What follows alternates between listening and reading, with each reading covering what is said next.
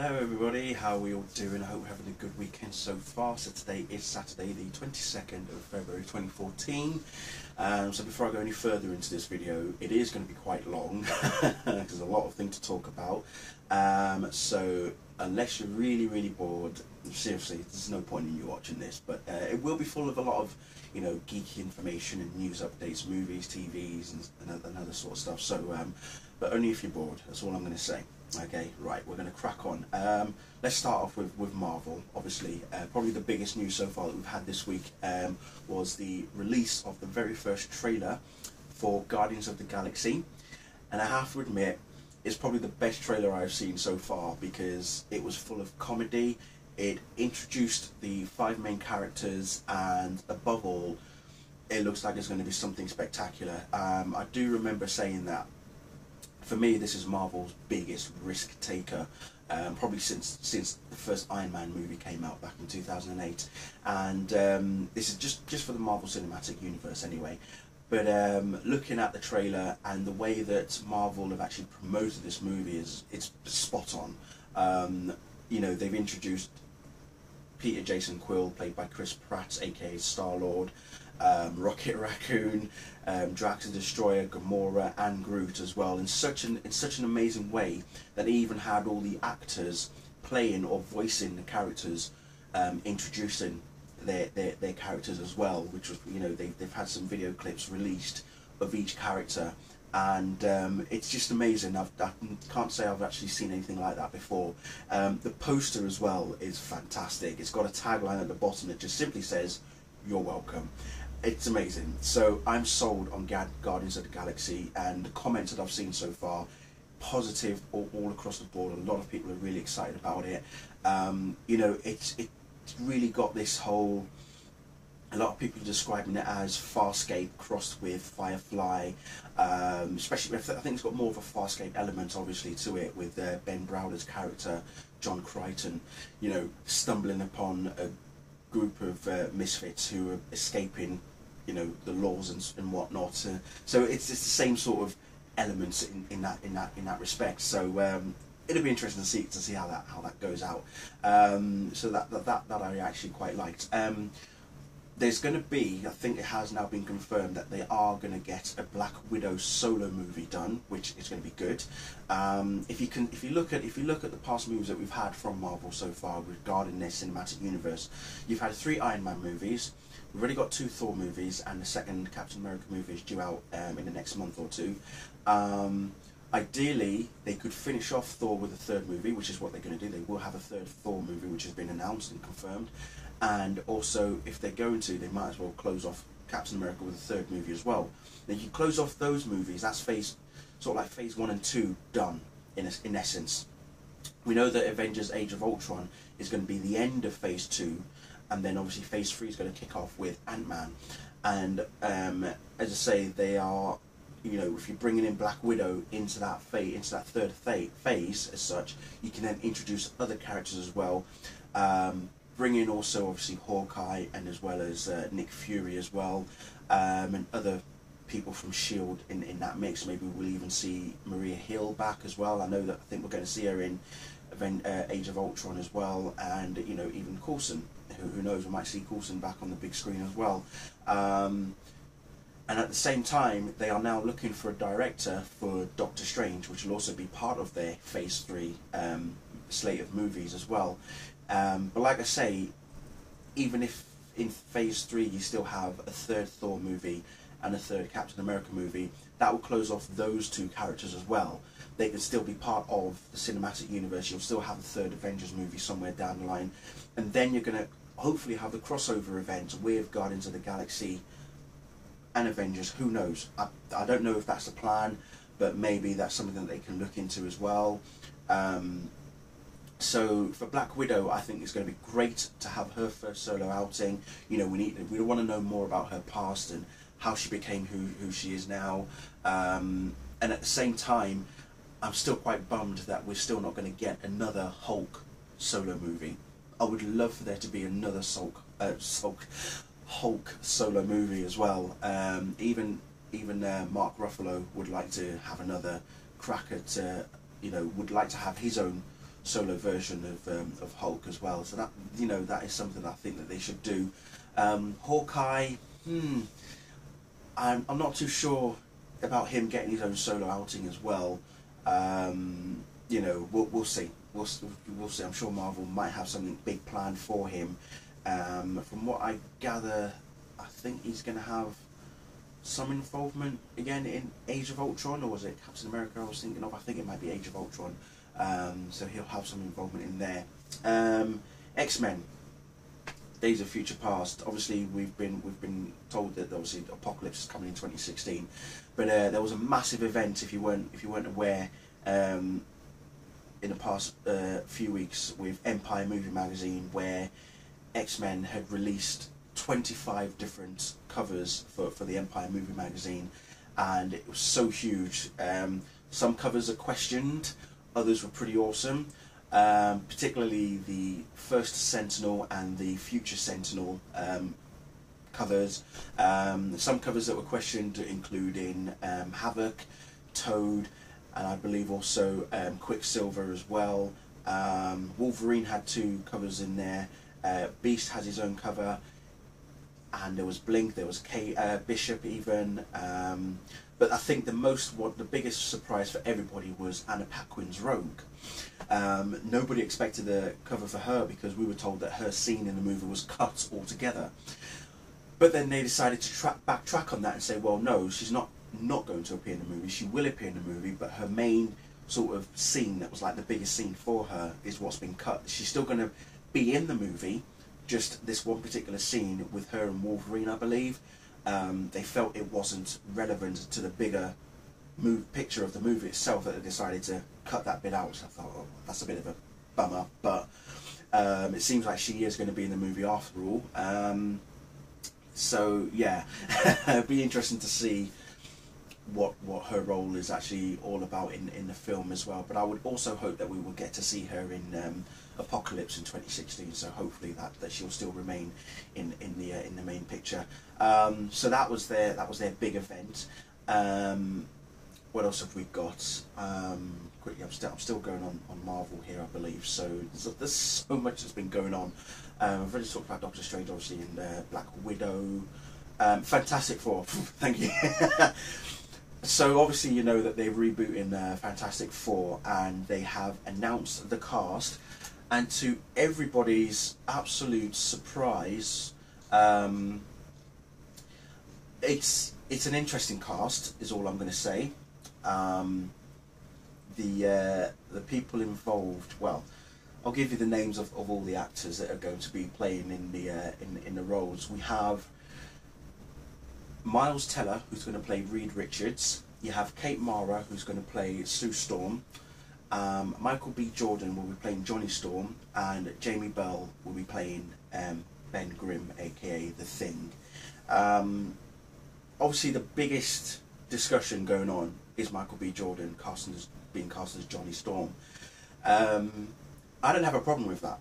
You know, not at all. I do not have an issue with a black character playing someone who was once Caucasian, and, you know, getting changed. Because at the end of the day, even in comics, diversity is becoming the norm. Every major character, a lot of the major characters that have appeared white or Caucasian back in the day are now being more Latin American, and, you know, of an African American, you know, Afro-Caribbean type background as well. So I've got no qualms on that. I know a lot of people are saying, well, Black Panther, he's black. You wouldn't have a white person playing that character. Again, you know, I'm not one to discuss that side of things. You know, my main problem is that they do all look very young, even though they're all between 27 and 30. And I suppose nowadays, if you look at the superhero movie, like comic book movie types at the moment, a lot of the actors that are playing the iconic superheroes are in their sort of like early to mid 30s. Henry Cavill and Jesse Eisenberg are of the same age. They're both 30 years old. Andrew Garfield is also nearly 30, and he's playing Spider-Man. You know, so there's the age bit doesn't defer me that much. But when you look at them, if you look at them facially, they really do look so young. And when you look at the four people that we had in the first two Fantastic Four movies, Johan Griffith, Jessica Alba, Michael Chilkis, and of course Chris Evans. I mean, Chris Evans was fairly young at the time as well, but you know, it is the age thing that a lot of people are also questioning, but they just look so mismatched. And I'm not talking about the fact that Michael B. Jordan is the only black character, the only black actor amongst them, but they really do look very, very mismatched. There's something about them that just doesn't sit very well in their, you know, about the casting. So the story behind the whole Johnny and Sue Storm thing, it's going to be more of a case of maybe it was Johnny Storm who was adopted as opposed to Sue Storm being adopted. There's not going to be any blood relation between the pair of them. Not that that shouldn't be a problem. Again, I don't know how the story is going to be told. I don't know how the story is in the comics either. So as I say, for me, it's not about the fact that Johnny Storm is going to be played by a black person. I'm not fussed about that. I mean, Perry White was played by Lawrence Fishburne. Nick Fury now played by Samuel L. Jackson. It's happening. Get used to it, people. It's that simple. So if you have a bit of a tendency to be, you know, if you're going to be racial about the whole thing, there's no point in you being a fan at all. There's just no point. You either accept the diversity or you don't accept it. And if you don't accept it, I don't really care. I don't want to talk to you. It's that simple. So yeah, for me, it's just, as I say, they just look more mismatched than anything in terms of, yeah. I mean, I think this is probably the first comic book movie that Jamie Bell has ever been in. I don't know. Someone correct me on that. I'm trying to think. I know he was in Jumper, but that really wasn't a comic book type. It was sci-fi, yes. I'm trying to remember if he has been in anything comic book related, but I can't think of anything right now. But Michael B. Jordan, obviously, we know from Chronicle. Kate Mara, I don't know much about her myself. I know her sister Rooney, who was in The Girl with a Dragon Tattoo, and obviously also in Social Network. Miles Teller, I honestly don't know anything about him at all, so I don't know Miles from anything, to be perfectly honest. So yeah, it'll be interesting to see how that goes. And apparently that film is going to be directed by Josh Trank, who did the what did he do? I've completely forgotten what Josh actually did now. But anyway, the movie's going to be released June 19th of 2015, so that's coming out next year. So they better be getting cracking on with filming, because the script is ready for that one. So that's been done. So that's that. We're going to move on now to some DC Comics news and Warner Brothers news now. If you're not aware, Constantine, Gotham, and wasn't there one more? Obviously, yes, The Flash are all getting made onto TV shows. We already know about The Flash. Grant Gustin will be playing Barry Allen, obviously he was introduced in Arrow in 2 episodes. The Scientist and then 3 Ghosts. Filming for the pilot is due to kick off very soon. Grant has been teasing, and I say teasing, and I use that term loosely, has been teasing about getting fitted with the costume. They have cast Detective West, Iris West. They have also cast Eddie Thobard as well, and Killer Frost, and also even Vibe as well, Cisco Ramon. So pretty much they've got them cast. But the biggest addition, obviously the biggest news, was none other than the 90s version of The Flash, played by John Wesley Shipp. He's going to be joining the cast as well as a recurring character. We don't know who it's going to be, but biggest speculation so far is everyone's saying Jay Garrick, and the other name being Barry Allen's dad. I'm probably more inclined to agree with it being Barry Allen's dad. As we know, Barry Allen, his dad was actually framed. I say framed. He was accused for murdering his wife Nora, Barry's mother, and that's the reason why Barry got into the police business in the first place, to, you know, solve the mystery as to who killed his mother, because he knows that it's not his dad.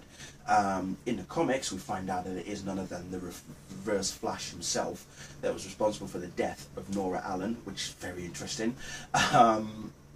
So yeah, it'll be very. I'm really looking forward to the Flash. Very, very much looking forward. I'm really excited about it. So yeah, it's going to be good. Gotham.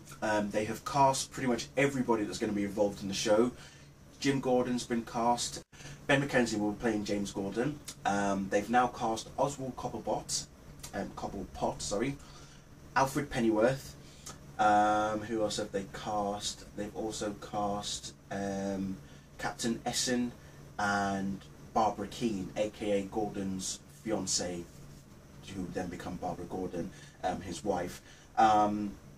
Sean Pertwee, who's a well-known British actor over here, will be playing Alfred Pennyworth, so that'll be interesting. Robin Lord Taylor is the actor who's going to be playing Oswald Cobblepot, aka the Penguin.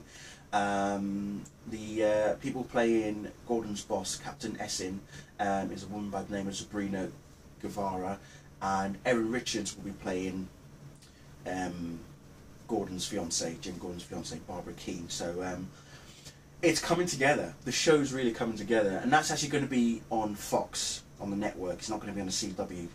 Constantine is also not going to be on the CW. I'll get to that in a moment. But the biggest surprise for Gotham is the addition of Will Smith's wife, Jada Pinkett Smith, who'll be playing a character by the name of Fish Mooney.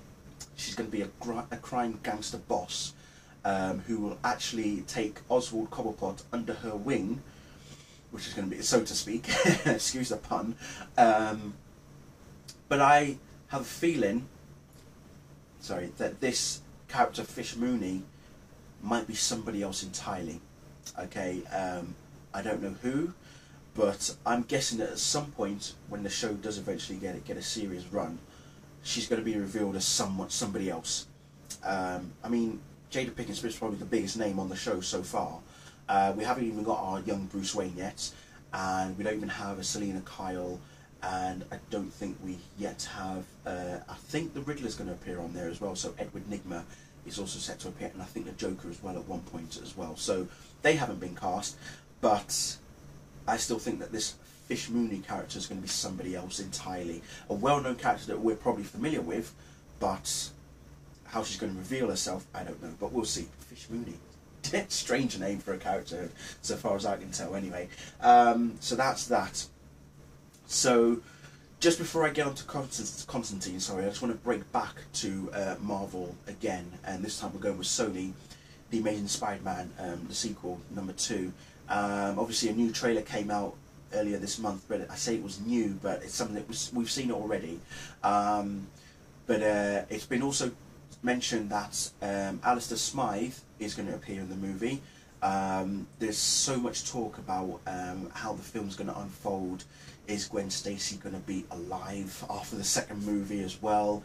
Dane DeHaan's Harry Osborn just looks evil. He really does look mentally evil. It's ridiculous. I can't wait to see how he transforms on the big screen. He's just going to look brutal by the sounds of things. So yeah, there's a lot happening with The Amazing Spider-Man. Obviously we already know about them making it wider universe with spin-offs with Venom and also the Sinister Six as well, so I've already spoken about that previously. So Amazing Spider-Man 2 is really shaping up to be something of huge epicness, so I can't wait for that. Anyway, back over to DC and Warner's now. As I say, Constantine is being made into a TV show, and we now have our John Constantine. It's an actor who I've never heard of before, but his name is Matt Ryan. I'm sure a lot of you are probably familiar with him if you watch a TV show called Criminal Minds, Suspect Behaviour. He's Welsh, so already he's a British actor, which is good. I'm just waiting for him to dye his hair blonde and put on the Scouse accent. We're good. So there's also, I've heard a few people talk that could we also see Zatanna on Constantine, which wouldn't be a surprise because Zatanna and John have a history. So maybe we'll even see her father on there, John Zatara as well, which will be very, very interesting.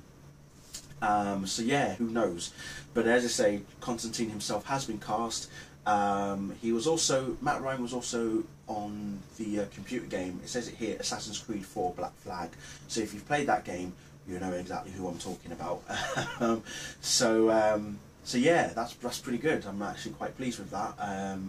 I'm actually glad it's a British actor, which is even more interesting. So yeah, that's due to be airing on what channel is it going to be? NBC as well. So yeah, so that's going to be on NBC. Gotham's going to be on Fox, and The Flash is going to be on CW alongside Arrow as well. So that'll be good. And speaking of Arrow, as we're now moving into Arrow, it now has been renewed for a third season, as if there was any doubt about the show being renewed for a third season. So we're all excited about that. What's to happen in season 3? Honestly, I don't know. What would I like to happen? My wish would be to have, obviously, a crossover with The Flash, for one, which I think would be really good. I'd like to see a bit more of other DC comic hero characters. We could perhaps, it would be nice to have Hal Jordan, because obviously it was teased in season 1 with the Ferris commercial plane that we saw, almost getting shot down by Edward Fires and his crew on the island. I'd like to see more of Anthony Ivo, and I would also like to see, hopefully after this season, see more of Laurel going towards becoming Black Canary. I still feel that Sarah Lance is going to get killed at the end of season 2. The League of Assassins storyline is picking up pace.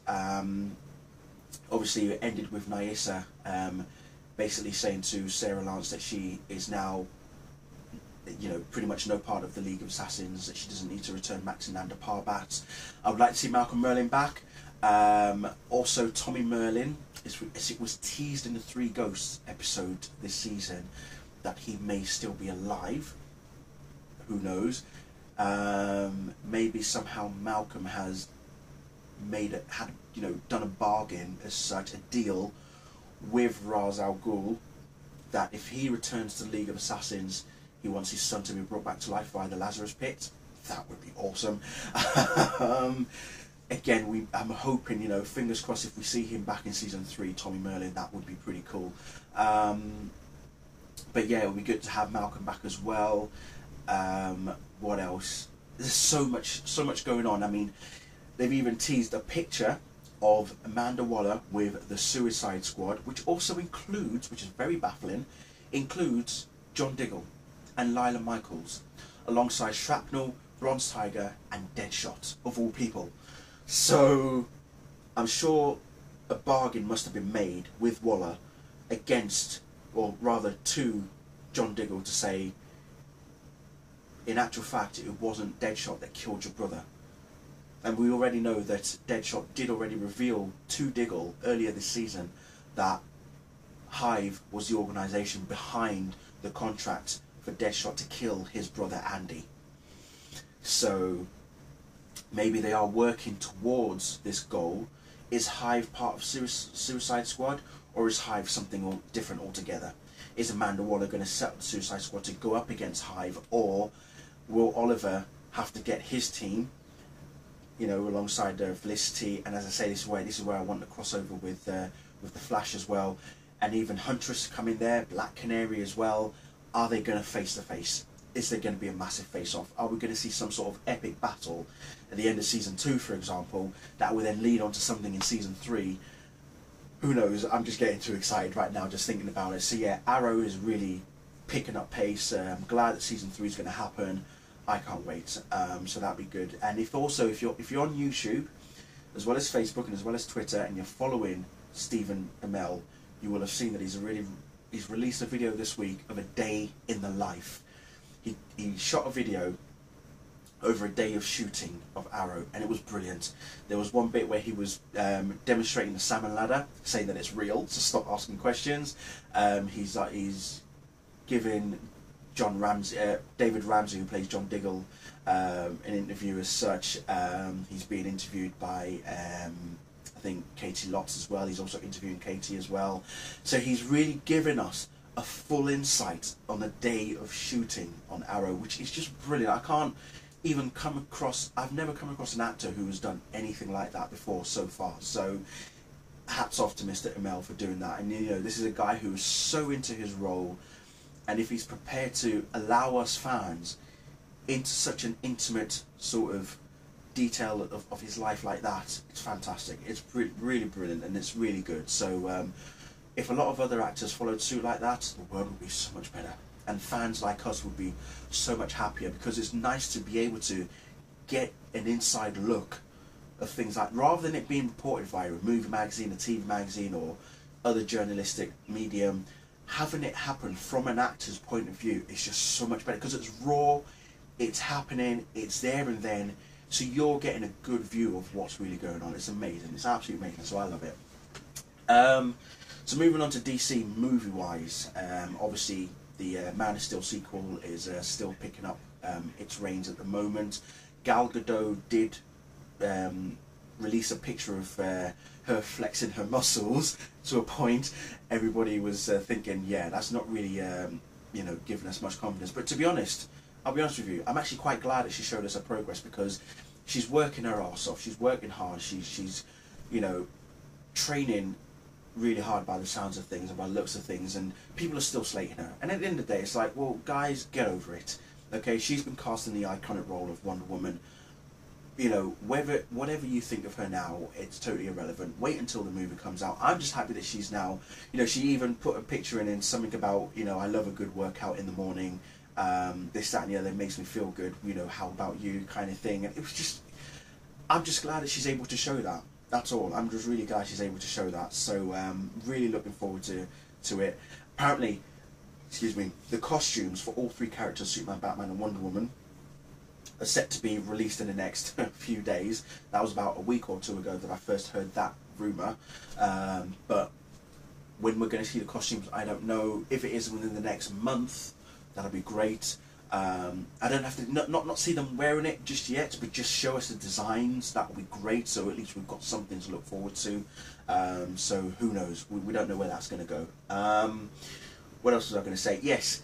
There is another rumour regarding the Man of Steel sequel. Obviously, you already know that Jesse Eisenberg and both is going to play Lex Luthor, and also Alfred Pennyworth is going to be played by Jeremy Irons. I've already done a separate video about that, so do please check that out when you've got time. What was I going to say? Yeah, this other rumour that's surfaced as such about the Man of Steel sequel is that there's a possibility that apparently there's a casting call going out looking for a black actor in his early 20s and is physically fit. Think of that what you will. That's all I'm going to say on that. Okay, black actor in his early 20s and is physically fit. So that's all I'm going to say. I'm not going to delve into it anymore, but it's a rumour. How true that is, again, we don't know until a formal announcement has been made. I'm not going to believe anything. So there, yeah. Obviously, we heard news about Dwayne Johnson, Jason Momoa. So Jason Momoa has already denied any reports that he's going to be in the Man of Steel sequel. Dwayne Johnson tweeted a picture of himself with his trainer, and they were both looking at something, and he put in a tweet, Green Lantern can still whoop Superman's arse. And straight away, everybody thought Dwayne Johnson's going to be in the Man of Steel sequel, he's going to play Green Lantern, he's going to be John Stewart. And it's like, what is it with people? Just because a celebrity puts out a picture of himself with somebody else and he quotes or mentions something comic booky, everybody suddenly thinks, oh my god, such and such is going to be in this film. Simon Pegg was on the receiving end of such a thing himself, long before Edgar Wright had announced who was going to play Ant-Man in the film.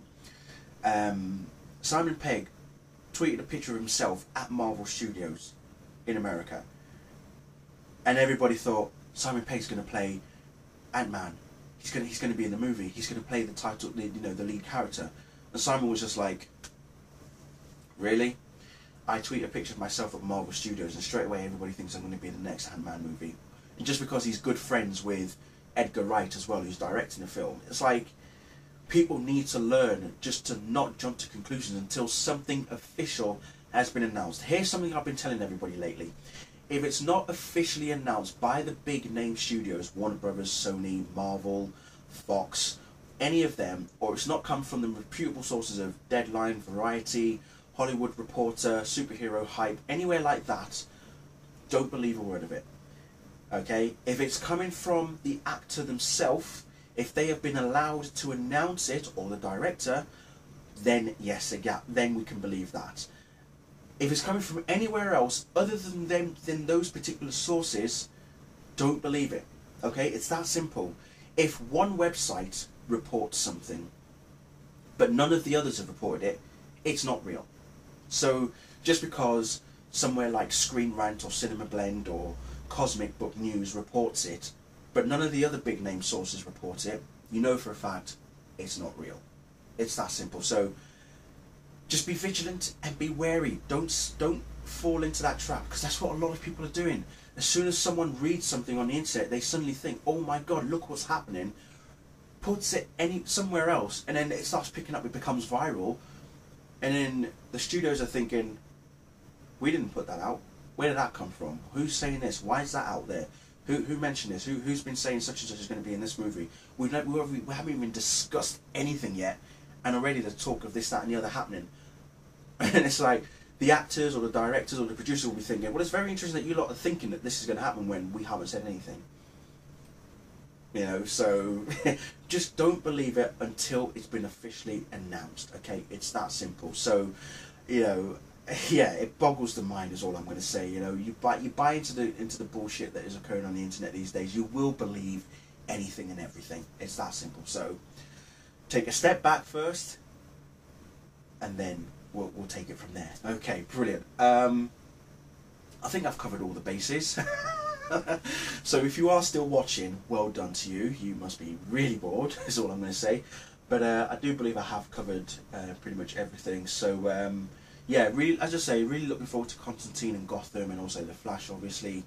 Arrow back for season 3. Obviously, Man of Steel sequel picking up pace as well. We still don't know what else is happening in the superhero genre for Warner's just yet, although it has been touted and possibly looks like it has been confirmed that Gal Gadot will be doing a solo Wonder Woman movie. I'm hoping that's going to be after both the Man of Steel sequel and the Justice League film, because apparently she's signed up for a 3-movie contract so far. So that could well be what's in plan for her.